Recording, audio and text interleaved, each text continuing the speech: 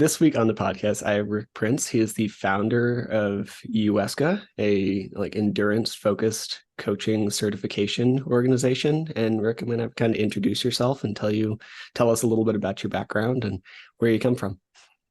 Yeah, sure. Well, thanks for the intro. Yeah, my name is Rick Prince. I'm the founder of United Endurance Sports Coaching Academy, or UESCA. Um, my background is full from a sporting background. I've always been into endurance sports, primarily as a cyclist.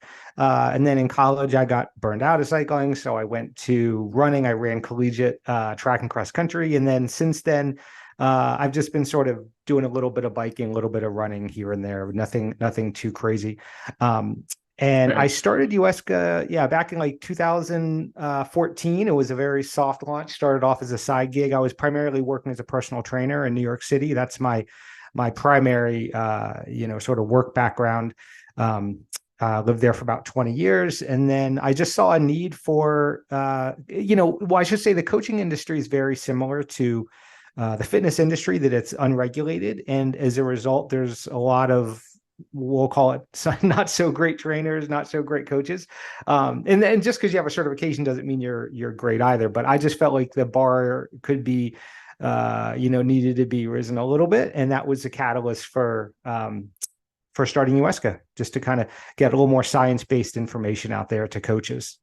Oh man, yeah, fair. I'm over here like giggling on mute because yeah, to say it's unregulated and hit or miss is an understatement for sure. Yeah. Um, so a little bit on you. How did you get into cycling, and like when did that start? Yeah, so it's actually kind of a funny story. A buddy of mine came over to my house one time. His dad was into cycling, and he had this really cool helmet. And I'm like, that looks like a motorcycle helmet. That's awesome. But Got of it. course, my parents wouldn't let me get a motorcycle. I was 14 years old, you know. So instead of going the leather route, I went the spandex route instead. And so I got into cycling when I was about 14 and raced, fairly competitively and quite a bit, in my teenage years up until about 18, 19. And like I said, then I kind of got a little burned out and did some running and stuff Sure. like that. And then ever since then, like I said, it's just been nothing too competitive, just more of just casually, just to stay in shape and burn off some stress, stuff like It's cool, that. man. I don't think I've known anybody who's like started cycling that early. Like in my life, it's usually, I don't know, I found it in my early 20s, and that's like one of the earlier I've known, honestly. Um, what does that competitive circuit look like at that young age for cycling?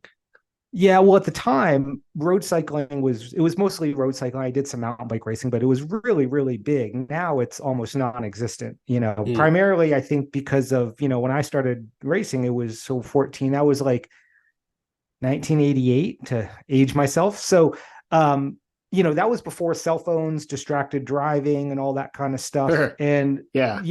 you can't go a week now without reading the news, about someone getting run over by a car, or, Yeah. killed or seriously hurt. So it's really changed the landscape a lot. And I think, so there's just not a lot of races on offer, offered anymore. So I guess it's a long-winded way of answering your question. It was pretty competitive when I was doing it. I had a chance also to go over to Europe, to Belgium and Holland, to race, which is sort of the mecca of road racing. It still is. It's like if you want to, see how you stack up against the best, you go over to Belgium and Holland and get your butt kicked in, and you come back Wow. pretty humble, which is what That's happened to cool. me. Um, It's but fair. Yeah. but yeah, I got destroyed over there. But yeah, but now it's, it seems that it's just not that big of a deal. But like, for example, when I raced nationals one year, I think I was 17.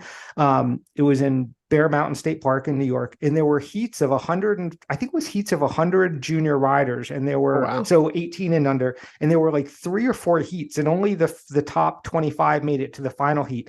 And I was talking to one of our cycling contributors just recently, and I think it was last year's nationals. There were like 25 kids in total.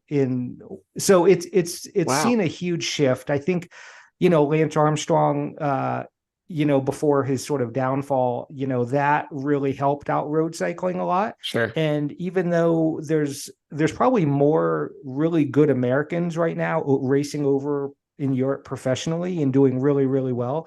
Like an American just won the Tour of Spain, which is one of the Hmm. big grand tours similar to the Tour de France. They're not that same brand name and that same, for better or worse, sort of, Lance Armstrong-ish personality. So it doesn't have the story behind it. They didn't beat cancer. They didn't do all that kind of stuff. So yeah, ever since Lance Armstrong, really, honestly, it's sort of been in a downward spiral. Road cycling, at least, gravel cycling is pretty Of big course. now. Yeah. Indoor riding, like those indoor platforms like Zwift, are big. Again, I would make the argument largely because when you're riding on gravel and these, sort of, desolate roads and indoor, certainly your chances of getting hit by a car are a lot less than on the road. So I do think that the whole distracted driving has a large influence on sort of the decline of road cycling. Interesting, man. Yeah, like I've never really put that together, but I mean, you're right. I think I've been tapped twice and like nothing major, but I know people who've died. And it's Yeah, not, it's kind of scary out there. And I've been it very privileged is. to be here in the West, right? So like it's not that it doesn't happen here. It absolutely does. Like one of the people, like a friend of a friend, died out here on a road, but at least like you tend to have a shoulder that's almost the size of another lane. Whereas Yeah. like I remember back east, my dad was a big cyclist before. So I grew up in New Mexico and then we spent a bunch of time in Pennsylvania and then back to New Mexico. And the time in Mm, Pennsylvania, my dad just stopped cycling because it was terrifying. He's just like, I'm too yeah. scared to ride out here. So Yeah. absolutely, Where, I where in can feel that. Pennsylvania? Lancaster in the middle of Amish country. Okay. Yeah. Yeah. Well, I grew up in the Poconos. Oh, okay. And Nice, man. and there's the riding from a terrain perspective is amazing, but you're right. Oh, There's yeah. no shoulders. And, I'm lucky I made it out in one piece, and it's kind of ironic too, like living in New York City. I would, to get to my personal training clients, I would ride my bike because that was the fastest, Hmm. most predictable way. Um, and I actually felt fairly safe there because traffic doesn't move too fast. There's Sure. always tons of cyclists, whether it be commuters, bike messengers, food delivery guys. So people are always on looking out for cyclists. Hmm. But yet, so it's kind of funny. Like people think, oh, you're crazy to ride in Manhattan.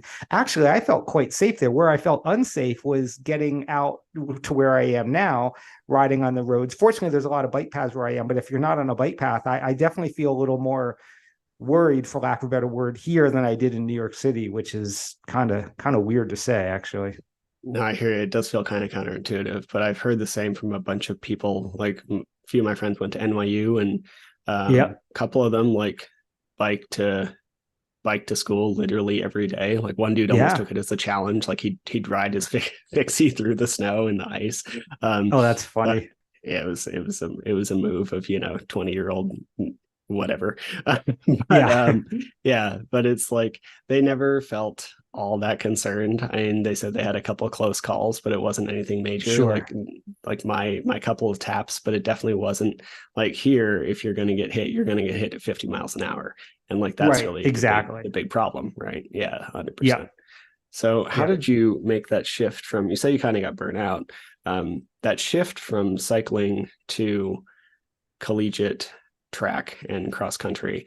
I usually actually I hear people go the other direction where they're runners for a while and then kind of get burnt out and go to cycling. Yeah, What is yeah. how did that shift look? Like was that kind of a weird transfer? Did your cardio just carry you? Like how did that look?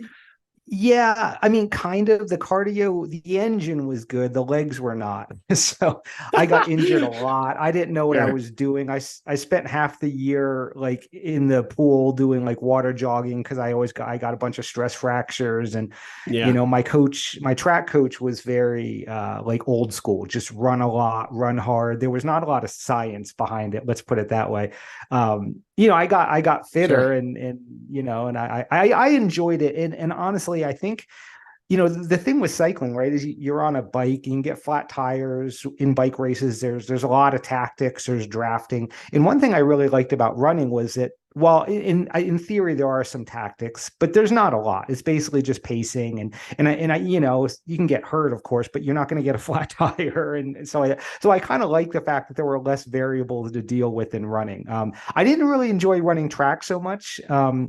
my coach put me in everything from the 800 up to the, I think it was up to the 10,000. Woof. Oh my God. Yeah, like this huge Like range. what a disparity between those two. Yeah. Yeah. Oh my, it was awful. He even threw me in the steeplechase one time. We were running against MIT, and they were like our main competitor or whatever, rival, I guess. And we were missing a person, so he threw me in the steeplechase, which was an absolute disaster. Um, but yeah, no, it was fun, but I had no idea what I was doing. I was just getting out there and running, and doing my best. But I had a lot of fun. Made a lot of good friends, and it was enjoyable. That's awesome, man. And yeah, I feel like Yeah. some of that is more common than maybe we'd like. I mean, I realize it was the early 90s, is what it was. But it was like early to mid 90s, but it's like so many people, even now, I'm coaching this kid, he's 25, and his coach is very old school. And like, he was a tennis player, and he's just like wrecked. Like he's doing really Yeah. well now, but like when he left college, like dorsal tendon on his or dorsal ligaments on his ankle were destroyed, his shoulders ruined, because there's no tactical weight training or lifting or strength or anything. Like they didn't like, Oh oh, yeah, what's wrong for with your sure. rotator cuff? Like, why can we not get this extension overhead? It was like just lift heavier and then go get faster and then play more Yeah. tennis. And it just Yeah. ruined this kid. And I think this is really common across the board from this like old school mentality of coaching. Yeah, I would agree. And the ironic thing is, where I went to school, Springfield College in Massachusetts, what they're known for is well, they were one of the first schools to have a physical education curriculum. That it was the school where James Naismith invented basketball. So the only Oh, reason you sure. go to this school basically is for something allied health, physical Mm, therapy, kinesiology. So, but despite all that, the sport training was, at least what I experienced in track and to some degree cross country, was just run a lot, run hard. And for someone like and most everyone ran in high school, most people even ran in middle school. Like I think I was one of the few that never really ran before. I just started in college, and yeah. so I really had no idea what I was doing. But I think so it's just maybe one of the reasons I got injured more. But so yeah, the whole like just run a lot and run faster, run further, run harder didn't really mesh so well with my body. For sure, man. I mean, I think this is kind of the old school where it's like it's almost like a weeding out process rather than a building, where like Yeah.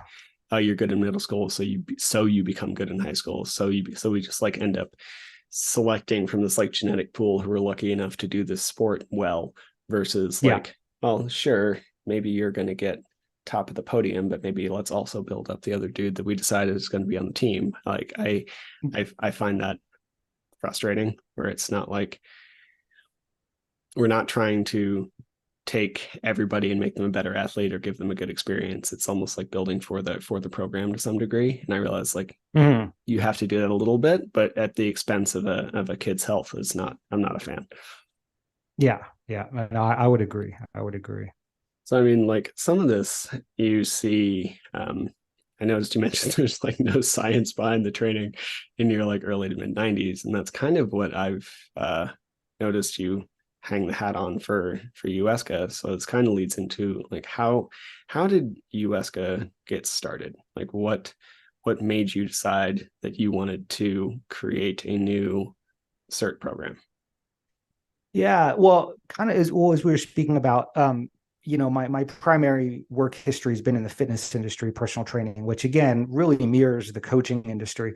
Mm-hmm. Um, I did coaching as well. I was a bike coach and all that stuff, and worked with some runners.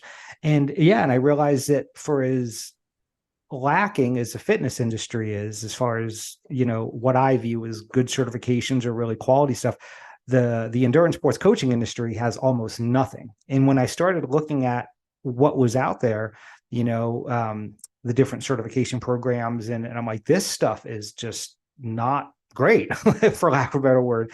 And I just felt that it was antiquated, most of the content. B, it was very just general. It was very not really that helpful. So I just thought I could do a better job at it. Quite frankly, I could put out there something better. And it's kind of funny too, because it feels funny saying this because I run a certification company, but I'm not necessarily a huge fan of certifications for certifications purpose, Same. at least in my background in fitness, because I viewed a lot of them as just money grabs, just create something, charge a lot of money for it. People will say they're certified, but the content isn't that great. So I wanted to put something out there that was, very science based. So, people like myself wouldn't have the same experience from coaching in college as I had to be on the user end, on the athlete end. And just put out good stuff and hopefully, raise the bar of the coaching industry. Again, not that, and I always say this, it's just because you have a certification doesn't make you a great coach. You could still be a terrible coach, but at least you'll have the knowledge of sort of how the body works and hopefully how to apply it. It's up to the coach to apply it properly. And I'm sure there's a lot out there that take our certifications that do the same kind of stuff that they were doing before they took our certifications. I'm sure. And that's just what it is. And that's fine. But yeah, that was sort of the goal, was just to increase the level of content out there in the world of coaching, and then making it into a certification that people could use as a credential. I like that. And I mean, I feel like to some degree you're working with humans, right? Like we're weird, flawed creatures. Like none of us quite work the same. So, and I mean that both mentally but specifically physically here. Like my injury history and damage tends to lead me to move in different ways than what a textbook would tell you is the right way to move. And you don't learn how to deal with those cases until you've dealt with those cases, right? So I feel like to some degree, coaching is, or maybe 90% actually, if I'm going to be honest, is just experience and getting your reps in and doing the work. But starting from a foundation that actually makes sense does help. And, so I guess what sets you apart from other certs? And I'll be honest, like the only cert I have from y'all is the ultra running one, because that is mostly who I coach. And I do not have other endurance certs. I have training and nutrition and all this stuff to no end, but nobody really cares about the letter behind my name, so I just don't care about posting them. But as far as like UESCA, how does, like, let's say your running certification differ from multiple other ones? I was going to label one, but I'd rather not call anybody out by name. So like, how does it differ from other ones? You're welcome to if you want. I just don't want to put that on you. No, I appreciate that. I think one of probably the biggest one, I think, is that we go out of our way to get the best, what we view as the best and most knowledgeable people in specific areas. There are quite a few certifications that are sort of system based, and it's an individual that creates it, meaning, almost like step 1, step 2, step 3, here's what you do to become a coach, or here's how you coach athletes, or here's my system, this is how you need to coach athletes. And as you alluded to, the individuals are all different. You can't lump everyone into the same category. And also, UESCA, or I should say, I don't feel it's correct to just put out my theory of exercise. I have a theory, but it's largely based off of what everyone else, all these other experts tell me. I think it gets dangerous when someone has a system, for lack of a better word, or it can be dangerous because it might work great for someone, but it might work not so great for someone else. So we don't create any of our own content. We reach out to experts in specific areas, whether it be aerodynamics or physiology or environmental physiology or nutrition, and they create the content, and then we put it all together into a certification because we feel that that's the best way to do it. It's like you wouldn't go out to an orthopedic surgeon and want them to do your heart surgery and vice versa, right? But yet that's essentially what happens in a lot of these certifications. You just have a generic expert talking about all these different areas. Well, you can't be an expert in all these areas. You can have a little bit of knowledge in these areas, but you're not going to be an expert in all these.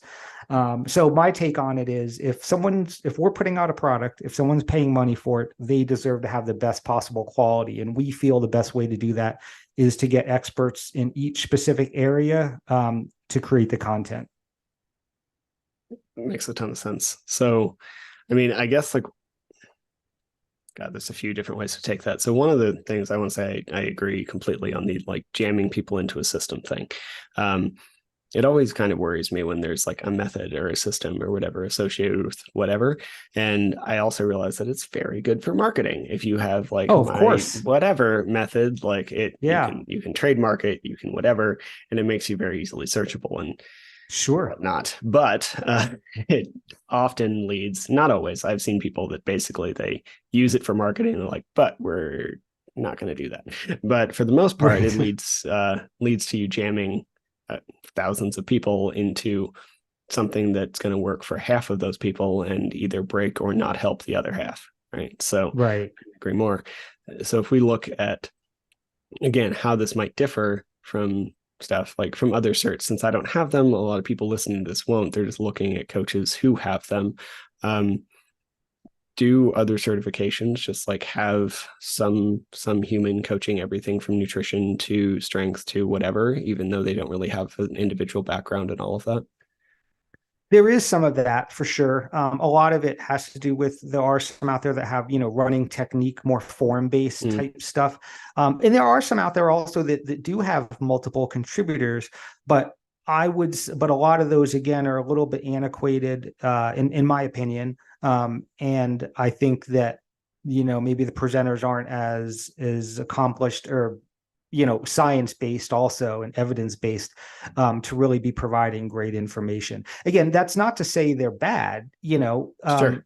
Again, I think what's great about it is anytime someone purchases a certification, whether it be through UESCA or whoever else, it's great because they want to take that next step forward, to educate themselves more, to learn more, to be a better resource for their athletes. So I should put out there, it's not that these other certifications are necessarily bad. We take a different approach to it, but I would certainly commend anybody that is going that extra step to get certified, to learn more, regardless of who they get certified for, or even just, it doesn't even have to be a certification. They can be, reading journal articles online or just doing a lot of research. And that's the best way forward is to just, just get as much information as possible, whether that be through a certification and or their own studies, however they choose to do it. So I appreciate that because yeah, my education has been very hodgepodge, as I feel like it kind of needs to be. On that end, though, I do think that it can be really difficult to tell who actually knows what they're talking about if you're a layperson, right? And like I include myself in that to some degree, where it's like I'm not a researcher. I don't know the amount of data on anything. So if we look like just I started more in the nutrition space. So if we just look at like two really easy examples that I bring up a lot, there's like Michael Greger's book, How Not to Die, and it's a very vegan propaganda book. And then there's like Paul Saladino's like the carnivore book, and it's a very carnivore propaganda book. Both of them have hundreds and hundreds of citations through this, and both of them, if you sure. take them from the like litany of data or like the totality of data, are not complete. And so if we take this from a like coaching perspective and a trying to figure out who to listen to, how do you or your people or how should someone go about vetting and trying to figure out whether the person that they're listening to has an actual understanding of the topic as a whole? Yeah, that's a great question. And I think it's maybe the best way to answer is that it's very, very difficult. It's very difficult, Mm-hmm. especially if I'm not academic. I mean, I have a degree in kinesiology, but I'm not a academic, right? Mm-hmm. Um, and I think one of the problems in is, you were at the ultra running conferences, I Yeah. think Jason Koop put out there and Dr. Nick Tiller. Social media now has so much effect on what people, you know, listen to, watch, and what becomes sort of their basis for information, or what they then consider fact. And I think, and also the attention span goes down, because whether it be, TikTok or a story on Facebook, everything is in little snippets, everything's in little Mm-hmm. headlines, right? And you read a headline, and without getting any substance, you say, okay, then this is good, that's bad, right? And it's Mm-hmm. it's extremely difficult. I think, to answer your question, is, to see who's, putting out real information. Like you said, it's pretty easy to see when there's a bias, right? To say, you should only eat this diet because, vegan is the way to go, or, we're carnivores. That's why we have, our incisor teeth. This is what you need to be eating. It's pretty easy to spot bias.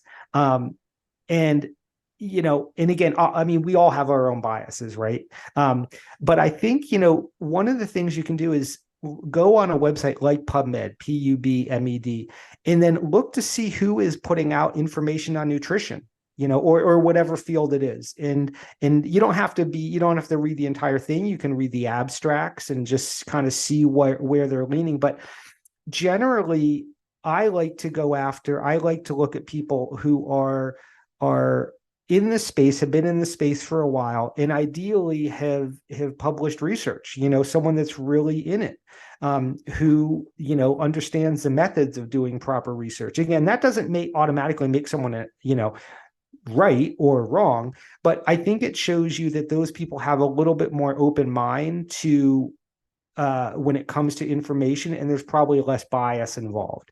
That being said, it's funny, like you said, UESCA does to some degree hang its hat on, the information is research based and science based.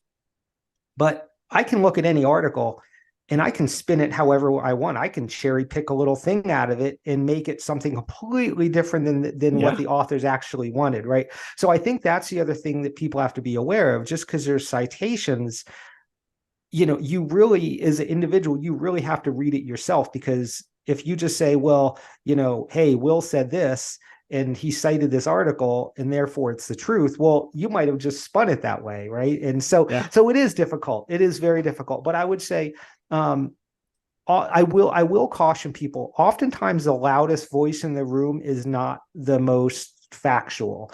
Maybe they have the most traction because of social media, maybe have this, but so I wouldn't, and a lot of the people in academics, right, they're not putting stuff out on social media. They're heads down in the books, putting stuff out in journals. So, and those are usually the people that really know the most. So oftentimes, the most commercially, people that do it the most commercially, the names that you and I hear are the most, oftentimes they're not the experts or the utmost experts. The top experts are not putting out their stuff on social media oftentimes. So just because it's out, just because you hear someone's name a lot in the space doesn't necessarily make them an expert. Yeah, I couldn't agree more. And I'll say on my end, I often look at like what the person is trying to sell me. Everybody's trying to sell something. I mean, me too, you as well. Like we both have our businesses, but I find, especially after doing this for a few years, a pretty marked difference in the quality of information I get from someone trying to sell me a lot of small things versus like something big that requires them a lot of work, right? So for me, like I'm a coach, I'm trying to sell you a coaching package, which is somewhat expensive and it requires me a lot of work. Whereas something like, I'm going to pick on Paul because Paul Saladino is terrible and worse by the month. He's trying to sell you supplements in a book. And if we're like, that requires no work from him to make a ton of money.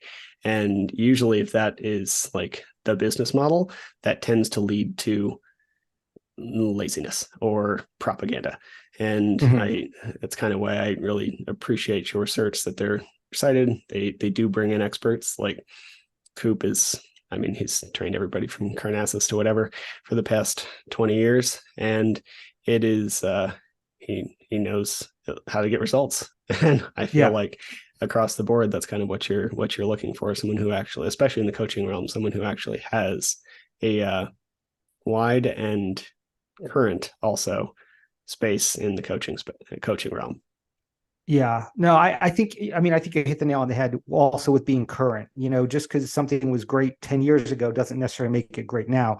I guess the other case for determining who people should listen to or not listen to, I think this goes also back to education again, whether you're educated through college certifications or your own study.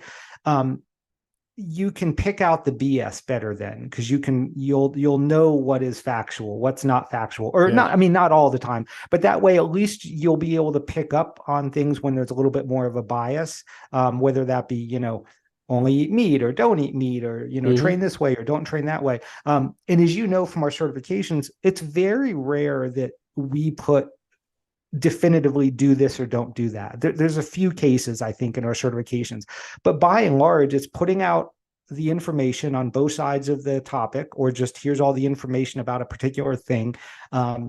And then it's up to you as a coach to learn how to apply that on an individual basis to your athlete or athletes, which is why we also stress a lot of the physiology and biomechanics and how the body works, so that once you have that knowledge, you can apply it on an individual basis. But yeah, very rarely do we say this is how you have to do it. This is right. That's wrong. That's a very, very rare. And I think that's because, again, what could be totally horrible for you could be totally perfect for me and vice versa. And that's just a reality.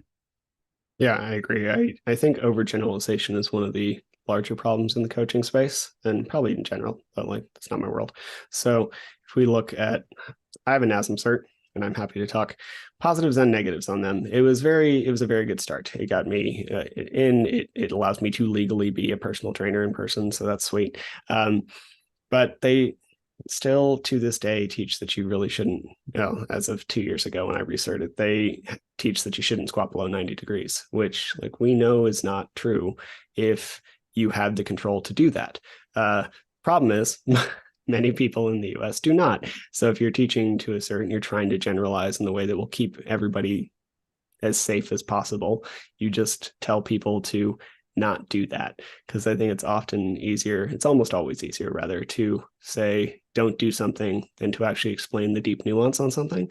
And it's one of the things I really appreciated about taking yours was there wasn't a lot of that. It's like, maybe don't do this, but it's also, it might have an application for someone depending on their cycle of season and etc.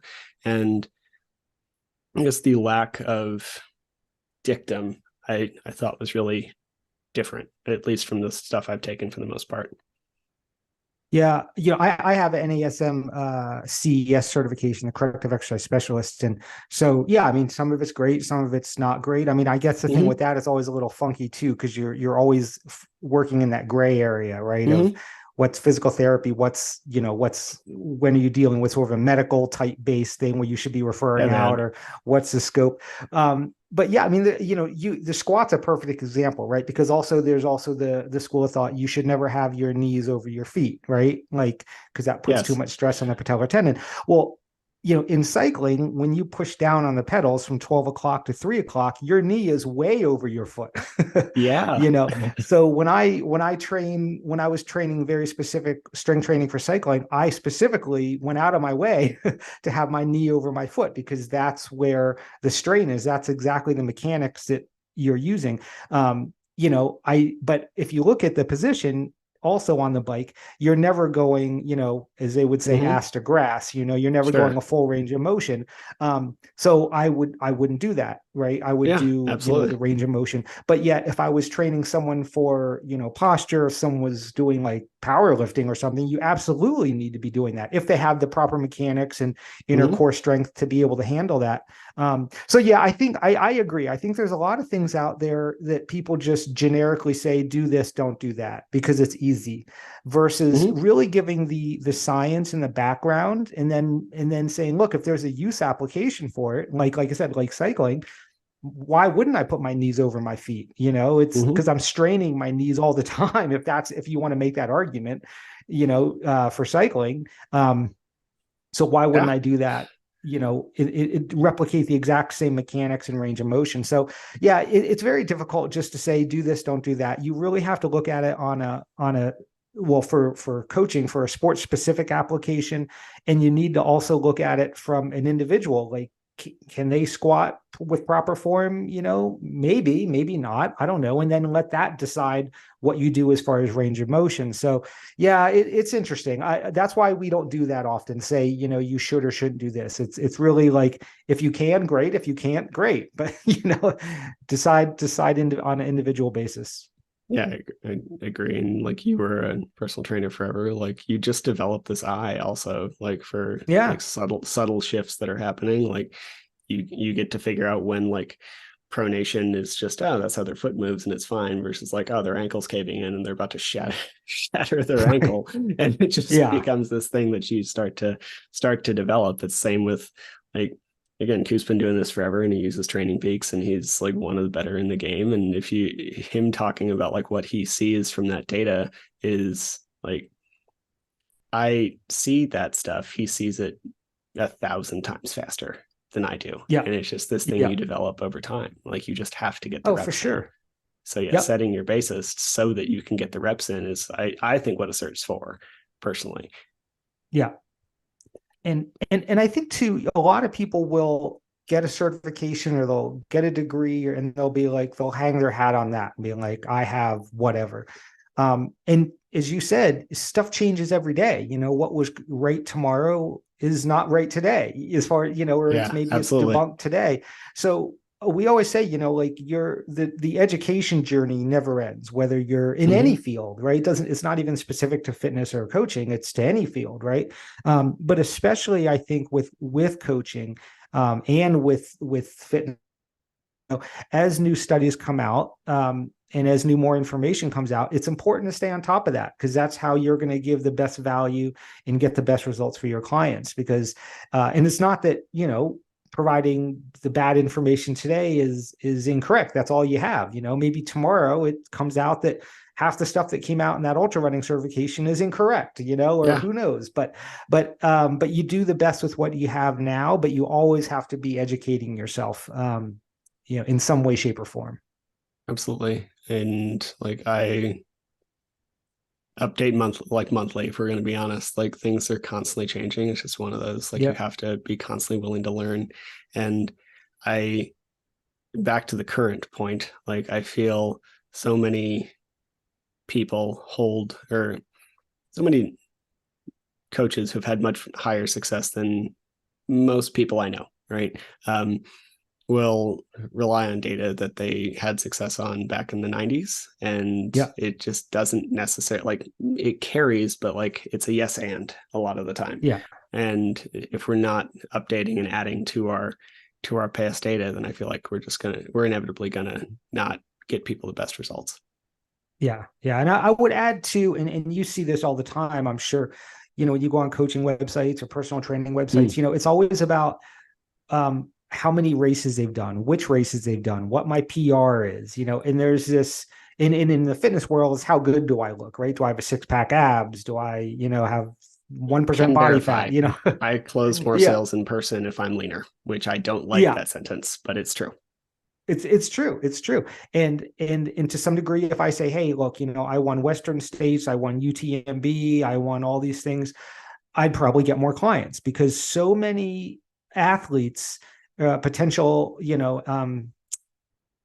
clients of coaches look for that. Hey, they associate high performance, a high performing individual, or in the fitness world, someone who's looks super lean and whatever. He basically has the body type they want to have the body type of. That therefore means that they'll be able to get me to that too.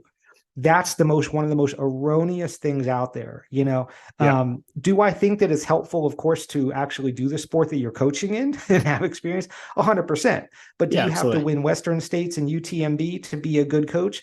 No. And Mm-hmm. I always take the opposite stance. I always argue the reverse, that if I can run a 2:10 marathon, maybe I'd actually make a horrible coach because I cannot relate, or I might not be able to relate to people that can only run a 8 or 9 minute mile. I just Mm-hmm. think, just because I chose good parents and I'm this genetic freak, that everyone's like that, so I Yeah. think a lot of times it actually might hurt people. But so that's, if I could stress maybe even one thing on this podcast, is that if people are looking for a coach, look to see if they're a great coach. Don't look to see if they're a great athlete. Get testimonials from people that have worked with them. See what their education is. How do they continually educate themselves? What's their sort of coaching philosophy? All those things are so much more important than how fast someone can run or bike, or how fast they can do an Ironman, or how much weight they can lift, or if they have a six pack or not. Like has zero correlation to being a good coach. They might be a good coach, but that's it's not because of those things. I agree. And it feels like not gonna harp on it too much, but I do appreciate you saying that because like I'm not fast, man. Like it's not who I am. I do have a fairly heavy deadlift for someone who rarely trains deadlift because I have, Yeah. short tibia and kind of long arms and a very big butt. As a Yeah. result, like it's easy for me to tear weight off the ground. Sure. That doesn't necessarily carry over to my like 6'5" client who has short arms for his size and like tries to T-Rex it. Like we just don't do a normal deadlift with him because he's just going Yeah, to snap his back off. And of course. that's not his fault. He's very strong. It's just, not the same human. So yeah, I completely agree that the coach's athletic prowess doesn't necessarily carry over. So I appreciate you Yeah. saying that because I do think it really Yeah. matters. And like I was talking with Faith on here, and I think I'm gonna put her up. Her episode will be out by the time I get yours out. And she's a fantastic coach, and she's first to She's say that she's great. not like a high level athlete, and it doesn't actually correlate all that much. No. And honestly, when I think about if I were going to hire a coach, I think two things would kind of stick out in my mind. Well, three maybe. Um, well, yeah, maybe two. Are they a student of the sport? Meaning, you know, do they continually educate themselves when they go out for a run or a ride? Are they not just thinking about I'm going out for a run or ride, but like, oh, that's weird. My knee did that. I wonder why that happened, and then start researching it.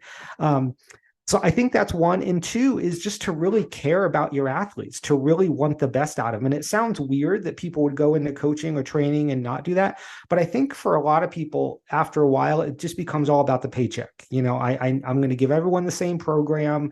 I still know more than they do, so they probably won't really catch on. And it's easier for me, and I make a lot of money that way. And I have 70 athletes in my roster. Whereas if you really care about your athletes, that makes a huge difference, as far as the type of programming you're putting out there. So those are the two things, if I were going to hire a coach tomorrow, I would look for is, are they a student of the sport? And do they really care about their athletes? Those are the two things. Yeah, couldn't agree more. And I think that second portion is so important. Like, are you there when you need to be? Is really a big Yeah. deal. Yeah. Yeah. And again, as we spoke of, that has no bearing on if I can run a 2:10 marathon. I can run a 2:10 marathon and just call it in with my athletes and just give them the same program I did, which is inevitably going to fail probably. But it's just caring about your athletes and being a student of the sport has no bearing on how fast you are, obviously. So Love that. So if we look at like one of your certs, what does that process look like to get certified? What will you learn in these? I realize it's sport dependent, but like what will you learn inside of certification? And then like how would you get recertified? Because I personally know they expire, and for anybody else looking at this, they expire. So like how do we go through this process? yeah, yeah, it's a good question. So I sort of modeled our certifications after a 4-year degree, sort of smashed down. So, like, for example, my first year of my freshman year of college, I had to take anatomy, physiology, I had to take biomechanics, physics, biology, just all the sort of foundational stuff. So that's sort of how the first few modules are. It's anatomy, physiology, biomechanics, nervous system, you energy systems. You learn all about that, basically how the body works. Now, again, you're not going to be a doctor or anything clearly, but you're going to learn how, the basics of it, as far as how the body functions, so you can apply it later. And then after that, it gets into the application part. So whether it be ultra running, triathlon, it goes into the specific biomechanics of those things. It gets into the specifics of how to build a training plan. Nutrition, it covers to the scope of what a coach can and should do, not to the scope of where they can be creating diet plans or nutrition plans, anything like that. But it gets into the specifics. So it sort of starts out foundational, and then it goes into the application of it. From a recertification point, this is another area that I I have a lot of contention with, because again, a lot of it is just money grabs, both in the coaching industry and the fitness industry. So we Feels have like two it. options. It does. It's really can be really irritating. You can either Yeah. take a recertification exam, which I believe is $99. You can recertify, so you're staying up to date with the content. Or, and this is actually what I prefer, for no fee, you can write a paper Again, it has to cite professional journals. You're not doing the research yourself, but you're citing professional journals. So it's, you're not citing, like your best friend's blog. And it can be on any topic in endurance sports. It doesn't have to be, we don't tell you what it has to be, but it has to be in endurance sports. And it's free. There's no cost. We don't charge you for it. There's no renewal fee, but, and it's every 2 years. And because what I personally found, and this is sort of my bias, is that if I'm going to write a paper, I want to write a paper on something I'm interested in. And it's sort of a win-win, because when these athletes, or when these coaches, I should say, write these papers, not only do they learn a lot and become recertified, but then we get to share the paper that they wrote with all of our coaches as well. So then all the coaches that UESCA certifies, or those that care to read it in the coaches group, benefit from the information and the research that this person did to write their continuing education paper. That's cool, man. Yeah, and I really appreciated that. I was in the process of like looking into that, and then realized I get recerted by going to the conference. So I am not. Yep. But I was definitely, because I've been busy. But it was a thing. Then I will just use my own. I have an athlete who has just an egregiously high 3 liter an hour sweat rate and lives in Texas. And so we have been throwing everything at the wall to keep him not dying this summer, and it's been a challenge. Yeah. So like, I bet hyperhydration was going to be the topic, and because I was doing it anyway, like doing the work, right? And so we have like sodium loading, glycerin, like all these protocols, and it is nice to be able to maintain your certification with like just by doing your job better. So that's a nice thing. Yeah, and I think it's cool. It's like, you hear it a lot with in the medical world when someone has like a disease, right? Like let's say if I got XYZ type of cancer tomorrow, I'm going to do all the research I can on that. And you go from zero to essentially an expert overnight, and it's like, you don't know what you don't know until you start researching stuff. So a lot of the feedback we get from these coaches that have written the paper is they'll write it on whatever topic, and they say, wow, I thought I knew a lot about this topic till I started actually doing real, getting research articles, and turns out I didn't know much at all, and now I feel like I'm kind of an expert in this one area. And it's very cool, and it's true. You don't know what you don't know until you start digging in, and I think that's also where at least me personally, I'm sort of in awe of like those presenters at the conference, because they know what they know and they don't know what they don't know. I think one thing too, and this is sort of deviating from the topic, but one of the red flags for me, is when people are these sort of know-it-all people, when they know everything. They'll never say, I don't know something. At that conference, we heard from some of the most knowledgeable people out there in respiratory therapy and environmental physiology. And a lot of when people would do the Q&A, as you remember, a lot of the responses were, I'm not sure. I don't know about that, or I'll get back to you.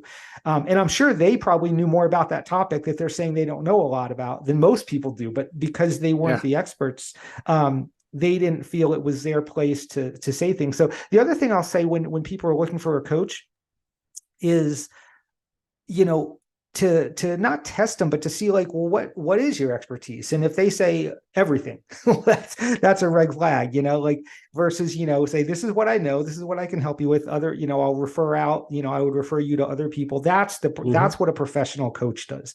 And again, I know I just kind of went off on a tangent there, but no, that's fair. But I think that's another red flag, I would say, if people are looking for a coach. There's people that say they can do it all, from the biomechanics to nutrition to whatever. It's like, you might know a little bit about all that stuff, but you're, like I said before, you're not an expert. And I think hearing all those real experts say, I don't know, even in the area of their expertise, say, oh, that's a good question, I've never actually come across that before. Though that's a sign of someone who knows their stuff. Yeah, absolutely. And like, just to dig a little more into that point, like, what do you actually need in a coach too? Right. So like, I know quite a few who don't do strength work, and honestly, some of them shouldn't, because they don't know anything about it, and that's okay. And I don't judge that at all. I actually really appreciate those who stay in their lane. But if you need strength work, and that is one of your bigger priorities, either also hire a strength coach if your coach doesn't do it, or find one who does. Like, know that the things you need, and then find the coach who actually does the stuff that you do. Like my knowledge is like, I've tried to build mine like moderately shallow, but pretty wide. So I can do fairly surface level stuff for most people. And, Sure. but probably strength is my bigger, bigger aspect, I guess, at the moment. And if someone comes to me with like hormone stuff, like that's not my jam. Like you Yeah. should either go find like an endocrinologist or a coach who knows a lot more than that, right, about that. Yeah. And I'll be very upfront about that. So like it's one of those like knowing what you know and being willing to like lean into that and like learn more. Yeah, I couldn't agree more. For me, even though I was in the fitness space and nutrition is obviously tied to weight loss, which is why so many people Mm-hmm. do it, like it's just something I never knew much about. I never really Mm-hmm. honestly cared to know much about. It wasn't like in your words, it wasn't my jam. I mean, like, I Yeah, I mean, get my that. my nutrition information would be telling them to eat a box of Cheez-Its and gummy bears and call it a day. Like that's probably not ideal, right? So like I would Yeah, refer but I them love out that because it's though. And just like that's how I yeah. started though. Like nutrition was like where I like first got into fitness. I loved it. Oh, Like my nice. search there, like pretty long listed. But yeah, I love when people just I don't know, man. Because I mean, Yeah. not so much in the gym where I currently am, but at a gym previously, I just hear stuff like across the room that is just like, no, that Yeah. is not correct. That is neither how the Right. human body works, nor is like a gummy bear going to immediately give you diabetes. So maybe take a breath. And Right. I appreciate hearing coaches like, I don't know, man. Like let me look it up or for you out. I think it's really an Yeah. important thing to say. Yeah, for sure. It's like, yeah, and it's like mine was like a double whammy because not only did I not know about it, I didn't care to know about it. So it was Yeah, always, and no, it's we most people had, don't. Yeah. yeah, and at the gyms where I at, we always had RDs and Uh-huh. stuff. So I'd be like, go see Catherine. She's Mm-hmm. the RD on site. She'll help you out because again, like if you 100%. ask me, I'm going to tell you to just eat steak and gummy bears. So that's probably you probably don't have a place. You're not going to pay me for that. So Yeah. yeah, so yeah, I think staying in your lane, both in terms of scope of practice and scope of knowledge, is so critically important. At the gyms I've worked at, I would see these trainers because everyone has to pay rent. I totally get Yeah. that. They would take on, someone would say, "Hey, I've got, a torn rotator cuff, um, whatever to my SI joint, a fractured toe, and what, and like, yeah, I can take you on." And inevitably, what happens is they can't, right? So the progress stalls or they get them more injured. And it's such a bad way to go about it. So inevitably it catches up to you. But so yeah, when you're first starting out, turning away clients or referring them to someone else is tough because it looks like it's money that's just going out the door that you're not Yeah. actually getting in your bank account. And I completely understand that. But at the end of the day, you're a professional, whether it be coach, trainer, whatever. You have to stay in your lane, 100%. Yeah. And I would say anybody coach who says they've never taken an edge case is probably a liar. Like Yep.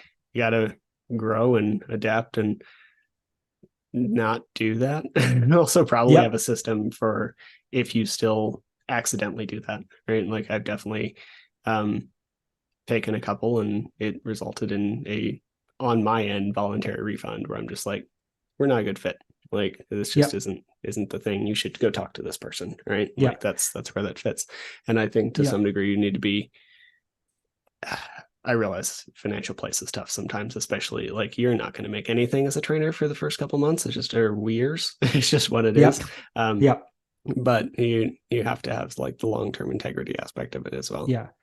And the long game is so important because I think what a lot of trainers and coaches don't understand is it is that saying goes, it takes a village, right? So when you Mm, refer these clients to a biomechanist, to a nutritionist or, registered dietitian, to whoever, those people, you now have a relationship with them, right? And those people might refer people back to you. So again, is it immediate? No, but will you have a larger network and will it most likely serve you well in the long run? From a financial standpoint, absolutely. absolutely. But even irrespective of that, that's still the right thing to do. You have to refer out if they're not the right fit or if it's outside your scope of knowledge or practice. 100%. So Well, thank you, Rick. I really appreciate it. I like your cert, at least the one I have, and I've looked at a couple other ones. And yeah, I think you're doing a really good thing. Is there anything else you'd like to share, or like how people can find you, or any of the things that we should know? Yeah, I mean the easiest way to find us is just online on our website, uesca.com, uesca.com. And then yeah, all of our offerings are there. Blog posts, podcasts. We also have a podcast as well. So yeah, all that stuff is there sort of so you can get a better feeling for the company. But yeah, no, I really appreciate I really appreciate having me on. It's been fun chatting with you. I love that. And I guess like on that note, something you didn't mention, so I'm going to do it for you, is you have started to do this like specialization courses. And I took Justin's on psychology. Thought it was really good. I don't want to be a race director, so I didn't take the other one, but like what are Yeah. you looking at coming down the pike for some of those or like other offerings that might be coming in the future? Because I know that like if you take two of those, that's another way to research, which is really cool. So like Yeah. what's coming down the lane on that? So we have a few. We have a swim stroke freestyle swim stroke analysis Awesome. being done right now. This guy Brenton Ford, who's one of the top Australian swim coaches, specifically who works with triathletes. That's We super have cool. a self defense course coming up, which I know it sounds kind of weird, but it's not your typical self defense stuff. Like stop, don't get away. It actually goes into it's based off a model called TFT, target focused training, and it's Nice. based off of biomechanics, and it's also based off the theory of do everything you can to avoid an altercation. But if you are in an altercation or in a situation, you have to do everything in your power to do it. So it's going to be very interesting. It's incredible content. Speaking going back to the bike accidents, also I feel like we don't go, unfortunately, more than like a month or so when you don't hear of a jogger, oftentimes a female, who was assaulted on a Hmm. run. And that was sort of the genesis for having this one. It's giving people the tools to know what to do if they're in a situation that in theory could be life or death. um, that's coming down Great. the pike. We have a few others. Female physiology certification is going to be coming, or certificate course, specialization course is going to be coming out. Gait analysis will be coming out. Wilderness survival, because again, a lot of it, whether it be gravel or ultra running, a lot of times you're out there in the woods. So those things are going to be coming out. So the goal is to have about 15 to 20 of these specialization courses. And the genesis for those is that you don't have to have taken one of our certifications to purchase these, but it's sort of like, okay, you took ultra running, you took running, you took triathlon, and you liked it, you learned a lot, but you really really want to learn a lot more about XYZ, taking deep dives into specific areas. So that's what the specialization courses are really for, kind of like you said with sports psychology. We have it in our certifications, but that takes a much deeper dive.